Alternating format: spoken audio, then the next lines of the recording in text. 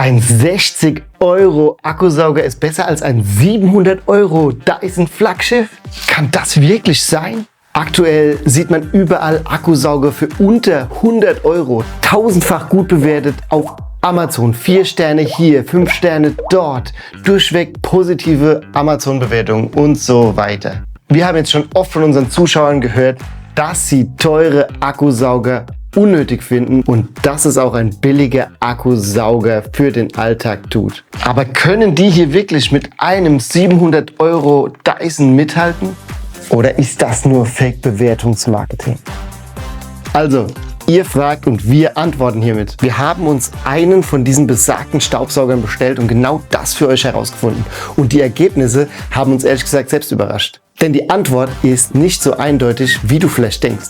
Also bleib dran, denn am Ende zeige ich dir genau, ob sich ein Billigsauger lohnt oder ob du lieber die Finger davon lassen solltest.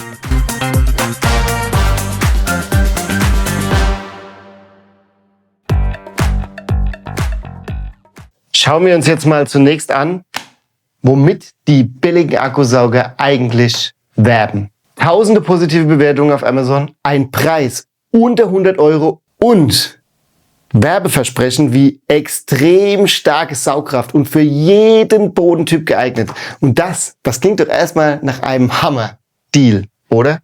Und das ist auf jeden Fall Grund genug für uns, jetzt einmal genauer hinzusehen. Normalerweise testen wir hier bei Smart Home Fox die absoluten Top-Akkusaugermodelle und viele andere neue Geräte aus der Smart Home Welt. Heute geht es allerdings mal auf Nachfragen aus der Community um Alternativgeräte, die vor allem mal interessant sind für Leute mit niedrigerem Budget. Wenn du auch Videowünsche oder Gerätideen hast, dann schreib's gerne da unten in die Kommentare. Ich freue mich immer mega über neue Videoideen, die euch interessieren und euch weiterhelfen können. Und falls ihr keine neuen Videos mehr verpassen möchtet und uns zusätzlich unterstützen wollt, dann drückt unbedingt da unten auf den Abonnier-Button. Vielen Dank schon mal. Los geht's mit dem Alltag. Normaler Staub und feiner Dreck auf hartem Boden. Die Standardverschmutzung in den meisten Haushalten also. Und hier kam auch direkt die erste Überraschung. Der Billige macht das richtig ordentlich. Ab und zu bleibt ein kleiner Rest liegen, aber nach mehreren Überfahrten ist der Boden tatsächlich sauber.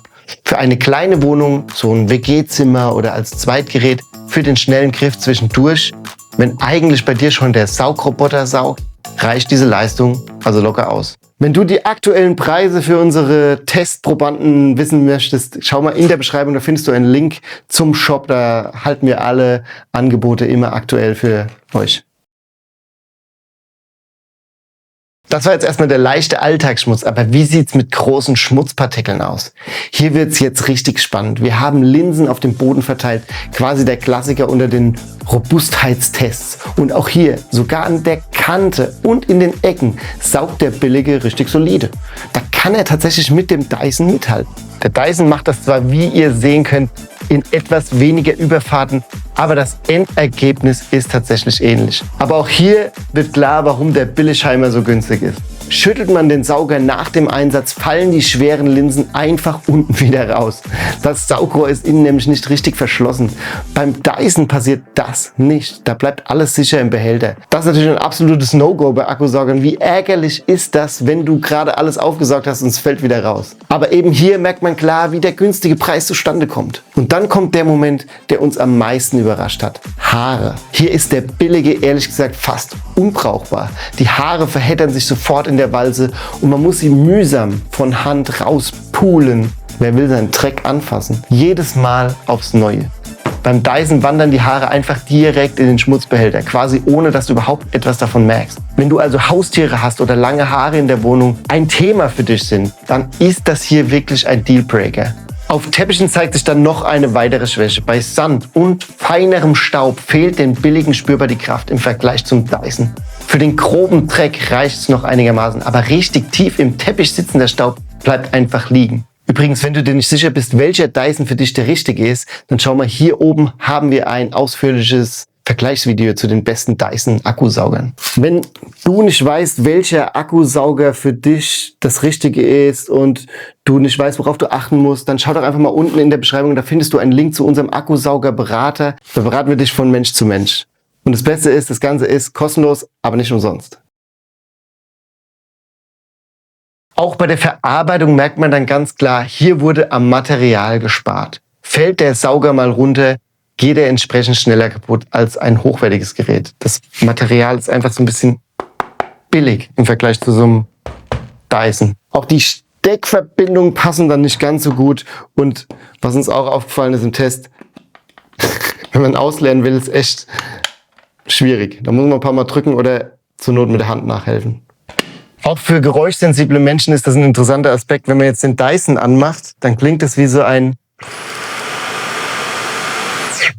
geölte Maschine. Ja? Und das Geräusch ist zwar natürlich laut, wo gehobelt wird, fallen Späne, aber es ist jetzt nicht super unangenehm, finde ich.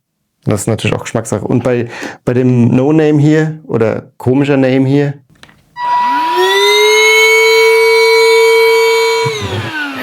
klingt wie so ein kaputtes Flugzeug, das versucht abzuheben.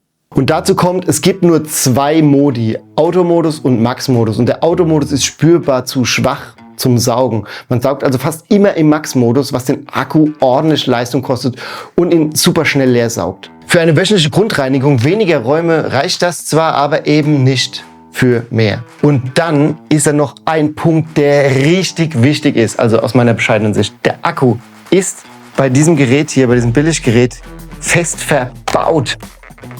Du kannst ihn also nicht wechseln und wenn der Akku mal kaputt ist, dann musst du das Gerät wegschmeißen. Beim Dyson kannst du mittlerweile standardmäßig, Gott sei Dank, den Akku abnehmen und wechseln. Ja, und wenn du den Akku eben nicht austauschen kannst, dann belastet das nicht nur deinen Geldbeutel auf Dauer, sondern auch die Umwelt. Beim Dyson oder anderen hochwertigen Marken lässt sich der Akku dagegen einfach wechseln und das Gerät hält dir dann locker viele Jahre. Übrigens, wenn du wissen willst, was der Dyson V16 wirklich alles kann, ausführliches Testvideo gibt's bei uns, da oben packe ich den Link hin. What does the fox say? Ganz klar, der Billigsauger hat uns bei Hartboden und Alltagsstaub ehrlich überrascht. Für kleine Wohnungen, Studentenbuden oder als Zweitgerät für den schnellen Griff zwischendurch ist der unter 100 € eine echt attraktive Option. Dass es überhaupt so brutal günstige Akkusauger gibt, hat uns tatsächlich ziemlich stutzig gemacht. Und auch, dass sich solche Billig-Akkusauger anscheinend so gut verkaufen.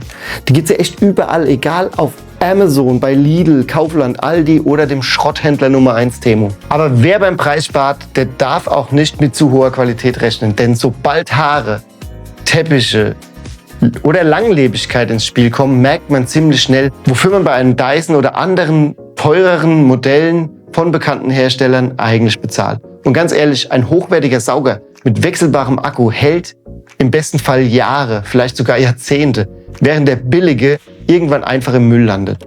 Ob sich das für dich lohnt, hängt also ganz davon ab, was du wirklich brauchst. Wenn das Budget bei dir vorhanden ist, dann würde ich dir raten, eher etwas Geld in die Hand zu nehmen und dir einen guten Akkusauger zuzulegen. Die sind zwar teilweise echt teuer, aber im Angebot kannst du hier manchmal echt tolle Schnäppchen machen und vielleicht auch auf ein Auslaufmodell von einem bekannten Hersteller zurückgreifen. Du musst dir dann eben auch nicht jedes Jahr einen neuen Billigsauger kaufen. Also frei nach dem Motto, kaufst du billig, kaufst du zweimal.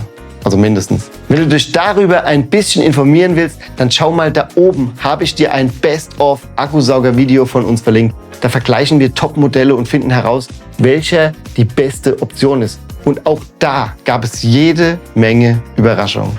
Lasst uns doch mal in den Kommentaren gerne wissen, würdet ihr euch für den günstigen Sauger entscheiden oder ist es euch die Investition in einen Premium-Sauger wert? Und wenn euch das Video ein bisschen geholfen hat oder ein bisschen gefallen hat, dann lasst doch gerne einen Daumen nach oben da. Ich bedanke mich auf jeden Fall bei dir fürs bis zum Ende ansehen. Bis zum nächsten Mal. Peace.